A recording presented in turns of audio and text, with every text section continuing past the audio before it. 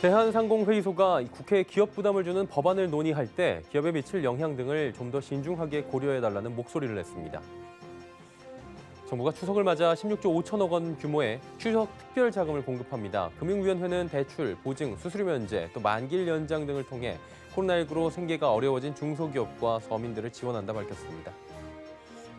중소벤처기업부가 국내 중소기업의 디지털 전환을 본격화합니다. 중기부는 비대면 서비스를 공급할 359개 기업을 선정해 국내 중견기업과 중소기업의 화상회의, 재택근무 지원 등을 통해 디지털 전환에 속도를 낸다는 계획입니다. 테슬라의 배터리데이 행사가 하루 앞으로 다가왔습니다. 이날 발표될 소식에 대해 전기차와 배터리 업계의 관심이 집중되고 있는데요.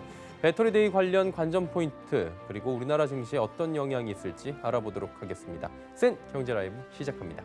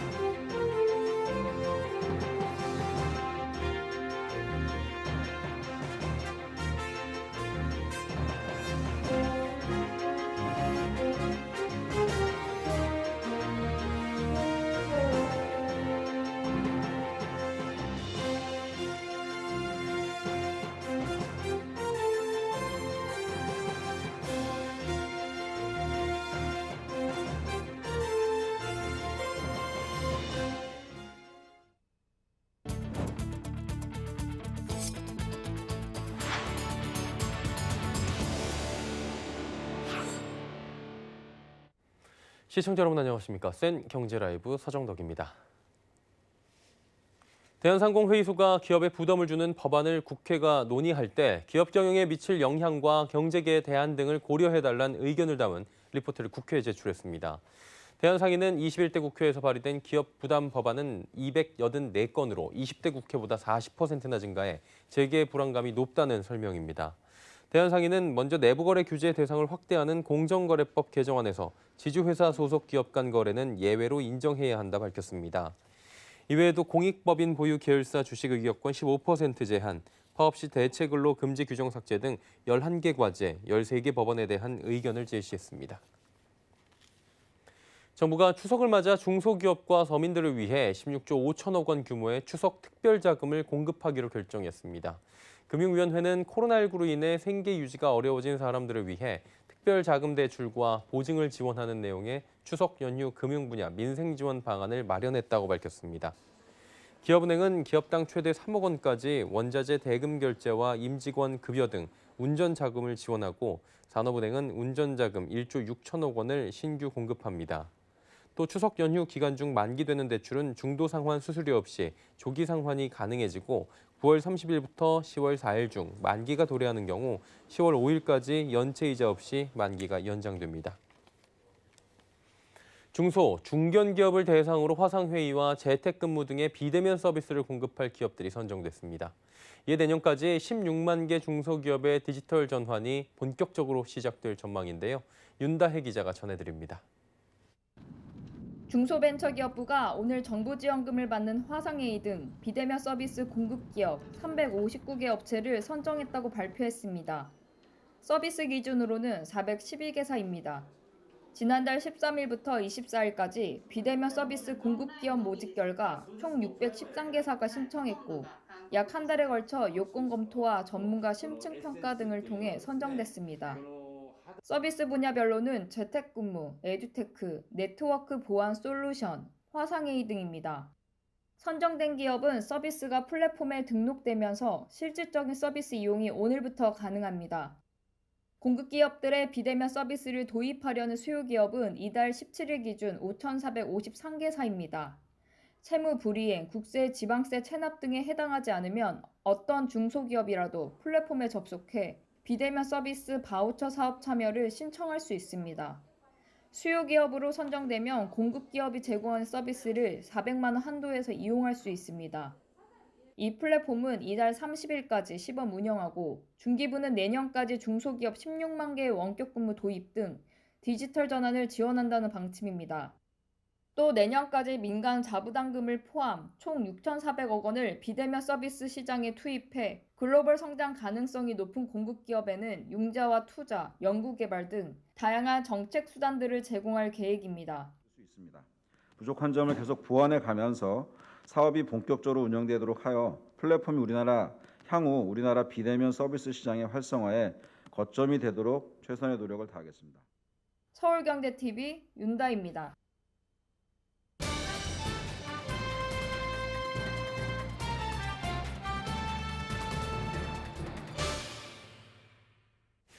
오늘은 급락하긴 했지만 코스피 지수가 완만한 상승세를 이어가고 있는 가운데 이번 주는 테슬라 배터리데이 행사를 하루 앞두고 전기차, 배터리 업계에 대한 관심도 함께 높아지고 있는 상황이죠.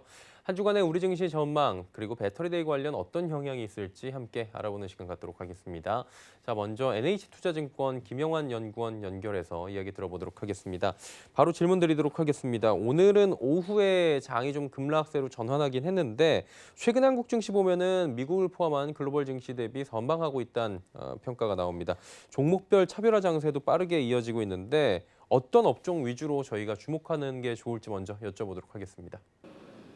그 증시의 주요 동력이 되는 분야가 바이오, 배터리, 인터넷 게임 이런 것들에서 다른 쪽으로 넘어가 버린 것 같아요. 사실 최근에 지수가 이제 완만한 모습을, 그러니까 약간은 그래도 우상향하는 모습이긴 하지만은 완만한 모습을 보이고 있는 이유는 뭐냐면 결국은 그런 종류의 BBIG들이 동력을 한 차례 잃었고, 저 테슬라가 S&P 500 편입이 안 되고 위상증자를 하고 이런 과정들을 통해서 횡보하는 모습들이 좀 나오다 보니까 개인들이 이쪽 주식에 대한 선호가 좀 이전보다는 줄어든 것 같아요. 이러면서 동력을 잃은 건데, 그래도 한국이 양호한 점은 뭐냐면은 미국에 비해서는 상대적으로 한국 지수가 잘 버티고 있다는 점이거든요. 오르고 있다 자체라기보다는.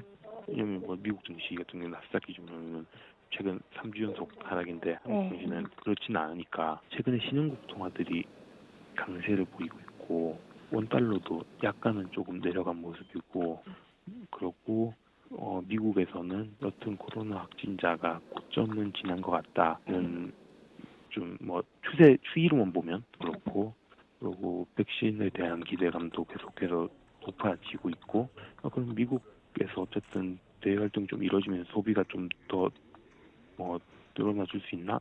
이 수요가 괜찮아질 수 있는데, 미국 달러가 약세를 가면 보통 미국으로 그런 품목들을 수출할 수 있는 주식들을 글로벌로는 찾게 돼 있거든요. 한국에서는 자동차나 전자 같은 경우가 있으니까 이런 쪽 주식들을 외국인들이 좀 담는 효과가 있고요. 예, NH투자증권 김영환 연구원의 이야기는 여기까지 일단은 듣도록 하겠습니다. 잘 들었고요. BBIG로 불리는 바이오, 배터리, 또 인터넷 게임 업종 외에도 잘 달리는 자동차, 또 전기전자도 주목할 필요가 있어 보입니다. 자, 계속해서 키움증권의 서상영 연구원 연결해서 이야기 나눠보도록 하겠습니다. 마찬가지로 바로 여쭤볼게요. 서 연구원님, 이번 주 전반적인 증시 흐름이 어떻게 될 것이라고 보십니까? 이번 주는 화요일날 파월 연주로장의 발언부터 시작해서 테슬라의 배터리데이도 있고 주식시장을 변화시킬 만한 주요 이벤트들이 많은 한 주라고 보시면 될 것 같아요.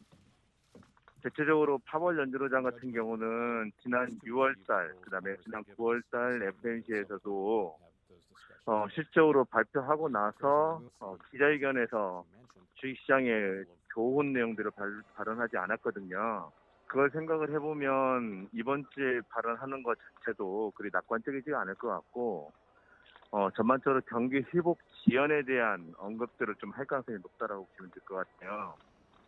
거기다가 배터리데이 자체도 테슬라가 획기적인 내용을 발표하지 않는 이상 시장에서는 차익 실현 욕구들이 높아지거나 실망 매물이 나오는 그런 이벤트라서 주식시장 전반적으로 보면 변동성이 크게 확대되는 한 주가 될 가능성이 높다라고 봐야 될 것 같습니다. 이벤트들이 있고 지금 변동성이 커질 수 있다라고 예측을 해 주셨는데 그러면 이에 따라서 투자자들은 어떤 전략을 좀 취하는 게 좋다고 보십니까? 일단은 이번 주 같은 경우는 미국의 정치 불확실성이 상당히 높아져 있는 상황이기 때문에 글로벌 주식시장 전반에 걸친 변동성 확대 가능성이 너무 높기 때문에 시장에 대해서 적극적으로 대응을 하기보다는 추석 연휴 전에 주식시장에서 한 발 물러서서 추석 연휴를 지내시는 게 좋아 보입니다. 저는 지금 현재 주식시장이 변동성이 큰 상태에서 적극적으로 주식시장이 여기서 더 반등을 보이기보다는 매물 소화 과정을 좀 보여야 된다는 입장이기 때문에 여기서 반등을 줄 만한 종목이라든지 업종을 말씀드리기는 좀 쉽지가 않고요. 그렇기 때문에 이번 주에 만약에 주식시장이 반등을 보이게 되면 일부 매물을 좀 내놔서 현금화하는 전략이 바람직하다고 보시면 될 것 같습니다. 네, 키움증권 서상영 연구원이었고요. 오늘 말씀 여기까지 듣도록 하겠습니다. 한마디로 적극적 대응보다 현금 확보를 좀 해보자라는 조언이었습니다.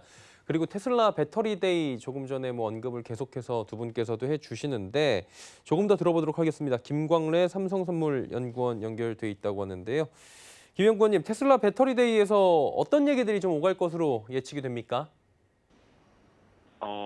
말씀하신 대로 어쨌든 지금 시장에서는 뭐가 나올지에 대해서 되게 지금 고민이 많은 것 같아요. 근데 기본적으로 이제 세 가지를 꼽고 있는데, 먼저 일단 테슬라가 자체적으로 배터리를 생산하는지 여부가 있습니다. 그러니까 이것도 사실 두 가지로 나뉘는데요.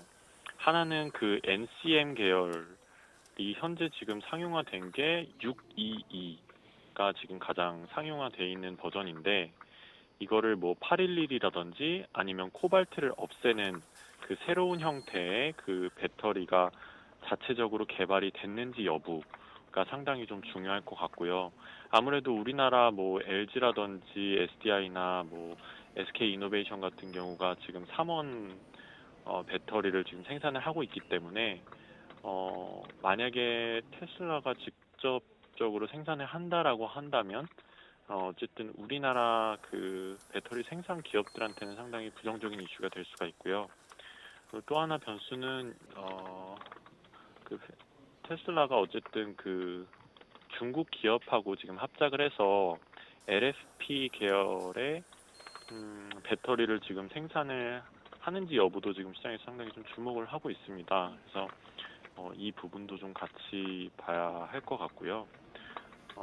또 하나는 지금 테슬라 홈페이지에도 예고 페이지에도 지금 나왔듯이 나노와이어 기술 적용 여부인데, 그러니까 이게 사실 나노와이어 구조 자체가 어떤 형태로 적용될지는 아직까지 좀 지금 의문인 상황인데요. 만약에 100% 나노와이어 기술이 음극재에 탑재될 경우에는 이게 실리콘 형태로 이제 작용이 될 텐데, 지금 현재 음극에 사용되는 건 흑연이 거의 한 90% 이상이거든요. 그래서 만약에 100% 실리콘이 사용된다고 한다면 흑연보다는 에너지 효율성이 한 10배 정도 증가하게 됩니다. 그래서 이 부분도 시장에서 좀 상당히 주목하는 요인인데요. 그러니까 이게 구조 자체가 흑연을 사용하게 될 경우는 이게 2D 형태로 작용이 되기 때문에 효율성이 상당히 떨어지는데, 만약에 나노와이어로 이걸 구조화에 성공을 한다고 한다면 3D 형태로 제조가 가능하기 때문에 에너지 용량이라든지 아니면 충전 속도를 좀 향상시킬 수 있는 요인이 있습니다. 그리고 또 부피 자체가 팽창된다고 하더라도 원래 기존 실리콘을 나노와이어를 사용하지 않은 채로 배터리에 적용을 시키게 되면 이게 부피가 팽창되기 때문에 안전성 문제가 있었는데요. 이 부분도 좀 완화될 소지가 있다 이렇게 보여지고, 그리고 마지막으로는 이제 전고체 배터리 개발 여부인데, 그러니까 지금 현재 전기차에 사용되는 모든 배터리는 다 리튬 이온 형태거든요. 그래서 근데 이게 지금은 외부 충격이나 이런 거에 좀 상당히 민감하기 때문에 화재 위험이 있습니다. 근데 이제 만약에 전고체 배터리를 사용하게 되면은 그러니까 리튬 이온이 양극에서 음극으로 이용할 때 이게 전기가 발생을 하는데, 이게 만약에 전해질이 고체 상태로 전환이 된다고 한다면 비교적으로 이제 안전성이 높거든요. 거기다가 이제 충전 시간이라든지 아니면은 또 온도 조절 장치가 필요가 없기 때문에 그 에너지 밀도를 상당히 높일 수 있는 재료로 사용이 됩니다. 그래서 그 어쨌든 뭐 폭발 위험성도 낮고 그리고 대용량도 구현이 가능하기 때문에 그 주행 거리도 이제 늘릴 수 있는 그런 요인으로 좀 작용할 수가 있습니다. 그래서 최근 들어서 테슬라가 그 인수한 기업들을 보면은 하나는 고체 배터리 업체, 고체 배터리 생산 업체, 또 하나는 그걸 뭐라고 하죠?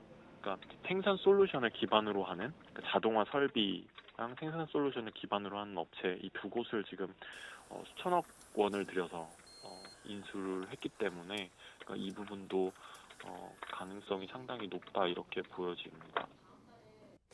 예, 지금 경우의 수별로 하나하나 자세히 들어봤습니다. 그렇다면 이제 제일 중요한 건 우리 시장에 미칠 영향인데 어떤 영향이 올 수 있다고 보십니까? 우리나라가에는 어떤 영향을 끼치냐라고 만약에 본다면은 어쨌든 장기적인 관점에서 놓고 봤을 때 테슬라가 뭐 이 세 가지를 전부 다 발표하든지 아니면 두 가지를 발표하든지 한 가지를 발표하든지 상관없이 어쨌든 이 모두가 그 전기차 비용에서 가장 높은 비용을 차지하는 게 사실 배터리거든요.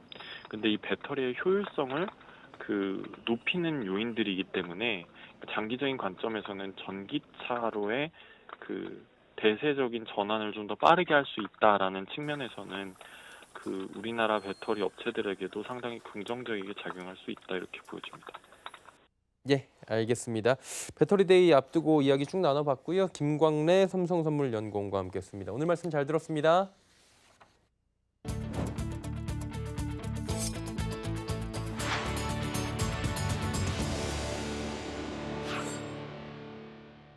코로나19 사태 이후 언택트가 뉴노멀로 자리 잡는 시대, 또 세계적으로 확산되고 있는 금융권의 디지털 전환에 발맞춰 고객의 니즈가 중심이 되는 금융 IT 기술들이 개발돼 활용되고 있습니다.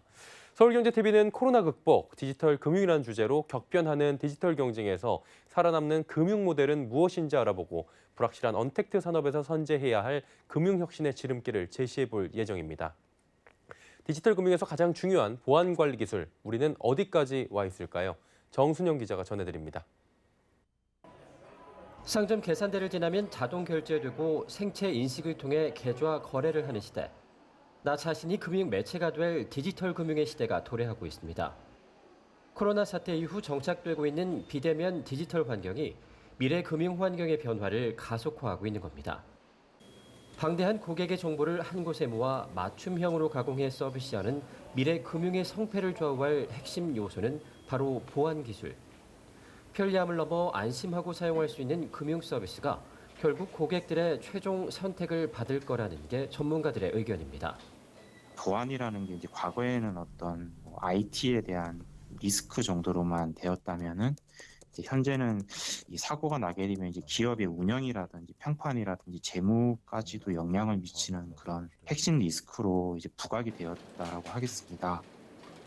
고객의 불안감을 해소시키고 금융 환경이 발전하기 위해서는 빨라지는 디지털 시계에 발맞는 보안 기술의 발전이 전제돼야 합니다. 하지만 과거 조직의 틀을 깨지 못하고 보안 기술 부문을 업무의 연장선으로 생각하는 일부 금융권의 안이한 인식이 디지털 금융 시대의 발목을 잡고 있습니다. 새로운 보안 이슈가 하루가 다르게 생겨나는 상황에서 정부가 주도한 보안 규정 준수 차원이 아닌 금융권 스스로의 리스크 관리를 위한 대대적인 조직 혁신이 필요하다는 얘기입니다.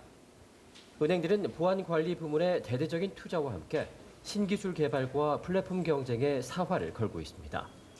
네, 저희 농협은 단말 보안 여부의 탐지 및 조사 대응, 그다음에 침해 사고 지표, 머신러닝, 행위명 이어 탐지, 야라 등의 다양한 기술을 지원한 EDR 솔루션을 은행권 최초로 도입 적용하여 최신 기술을 지금 선도하고 있습니다. 2019년도에 시범 적용으로 4,500대를 적용하였고 올해 2020년도에는 확대 적용으로 12,500대를 순차적으로 적용하고 있습니다. 보안을 회사의 핵심 리스크로 관리해야 하는 시대, 디지털 시대를 맞는 금융권에 요구되는 역량입니다. 금융 데이터 경제가 안전하게 정착할 수 있도록 규격화된 모델과 리스크 관리로 불확실한 미래 금융의 불안을 잠재워야 할 때입니다. 서울경제TV 정순영입니다.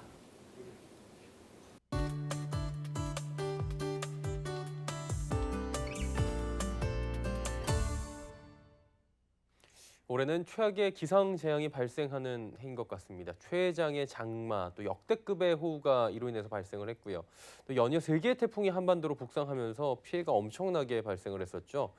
우리뿐만 아니라 다른 나라도 기상재앙에 신음하고 있다고 합니다. 북극권, 또 유럽의 역대급 폭염, 미국의 초강력 토네이도, 슈퍼 허리케인 이런 것들로 인해서 몸살을 앓고 있다고 하는데 이렇게 기상재앙이 많이 발생하는 원인이 북극 빙하가 많이 녹았기 때문이라고 합니다.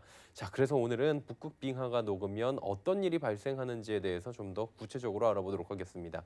반기성 K웨더 예보센터장과 함께하도록 하겠습니다. 어서 오세요. 네, 안녕하세요. 네, 보도 보면은 지구 얼음이 사라지고 있다, 녹고 있다 이런 얘기 많이 듣잖아요.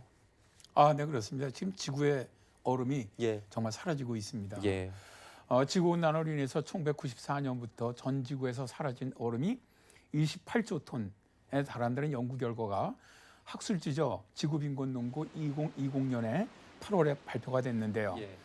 영국 리츠 대학 등의 공동 연구진이 1994년부터 남극과 북극 지역뿐만 아니라 그린란드, 안데스 산맥, 로키 산맥, 히말라야 산맥 이런 얼음을 모두 포함을 해서 분석을 했어요. 그랬더니 1994년부터 2017년 사이 불과 23년 동안 지구 전역에서 녹아내린 얼음의 양이 무려 28조 톤에 달하더라는 겁니다. 와, 28조 톤이 뭐 상상할 수 없는 양인 것 같은데 이 어마어마한 얼음이 녹아내린 게 결국에는 지구 온난화 때문이다 이런 거죠? 네, 그렇습니다. 이번 연구팀 이전 연구와는 좀 마찬가지로 지구온난화는 기온 상승이 가장 큰 원인으로 밝혀내었어요. 특히 극지방의 온도 상승이 아주 빨리 진행됐고 예, 또 기온 상승으로 인한 해수 온도 상승도 가세를 하면서 엄청난 얼음이 사라졌다는 거죠. 연구진은 얼음이 녹게 되면 지구온난화가 더 증폭된다라고 주장을 했는데 얼음이나 눈은 태양의 복사를 우주로 반사시키는 역할을 하는데 얼음이 녹으면 그 아래 토양이나 바다는 태양으로부터 오는 열을 그대로 흡수를 해요. 그러니까 더 심각한 지구온난화 현상이 발생을 하고 더 많은 얼음이 사라지는 이런 결과가 발생하는 것이죠. 예. 물론 이제 전 지구의 얼음이 사라지게 되면 대단한 영향을 받을 수 있겠지만 당장 북극 얼음이 녹는 게 이제 더 큰 영향을 준다 뭐 이런 얘기가 있더라고요. 네, 그렇습니다. 우리나라 같은 경우는 굉장히 많이 영향을 주는 게 북극 얼음이죠. 문제가 예. 되는 것이. 앞으로 15년 후에는 북극의 빙하가 다 녹아버립니다. 영국의 남극자연 환경연구소가 2020년 8월 과학저널 네이처 기후변화에 게재한 논문 내용인데요. 자, 그런데 말이죠. 북극 빙하가 사라지면 최악의 기상재난이 발생을 하는데 당장 올여름에 최악의 장마 이것도 북극의 얼음이 녹으면서 발생한 기상재난이었거든요. 예. 그런데 기상이변은 똑같은 형태로 발생하지는 않습니다.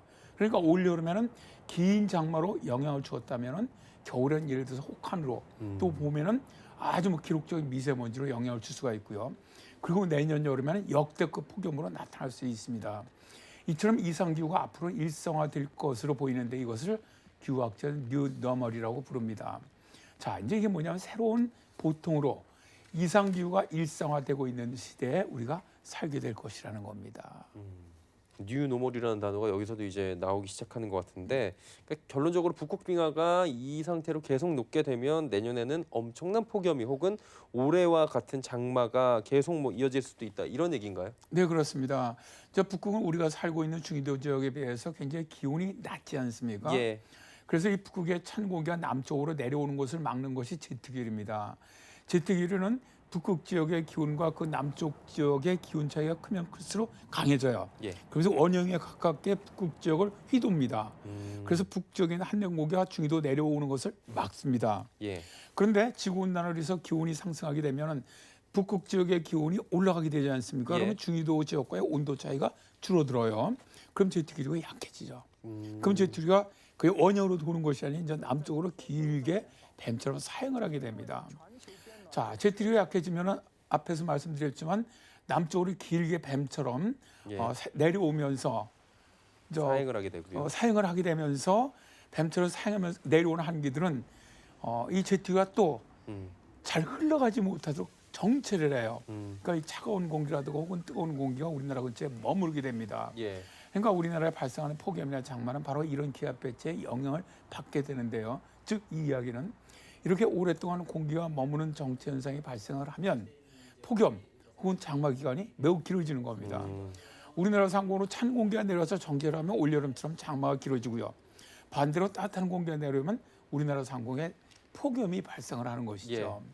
그런데 이런 폭염이나 혹한, 장마 등의 이상기후가 일어나면 오래 머무르는 이런 현상들이 최근 들어서 자주 발생하고 있기 때문에 정말 걱정인 것이죠. 한마디로 방파제 같은 역할을 해준 그 제트 기류가 이게 약해지고 북극 쪽에서 기온이 올라가니까 우리나라로 내려와서 극단적인 기후 변화를 주는 건데, 그럼 이제 북극 고온 현상이 안 발생해야 되는데 발생하는 거잖아요. 원인은 뭡니까?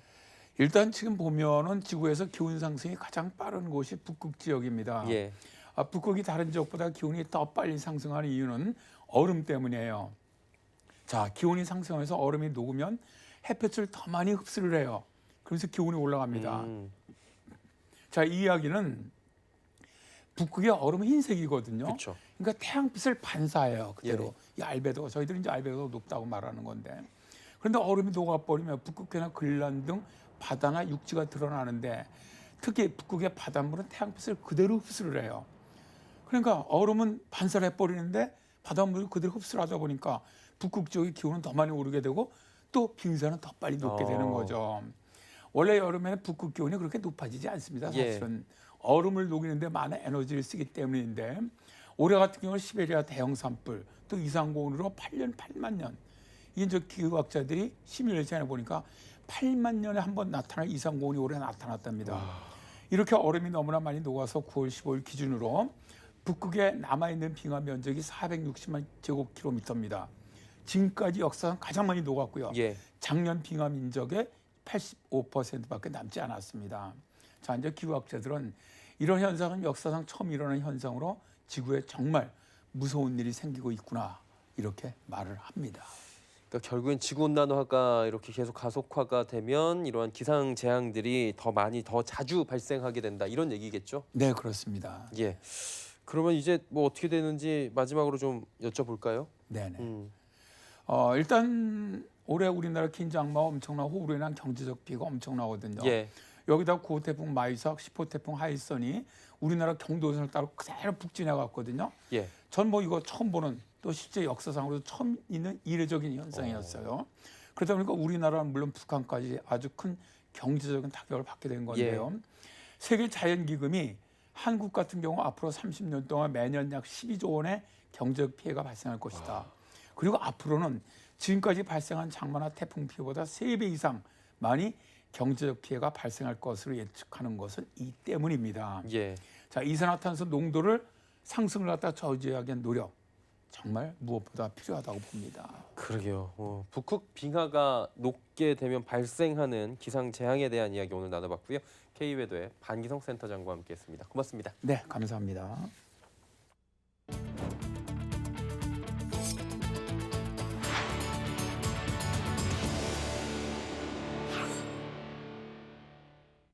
수엔 경제 라이브 마치도록 하겠습니다. 함께해 주신 여러분 고맙습니다.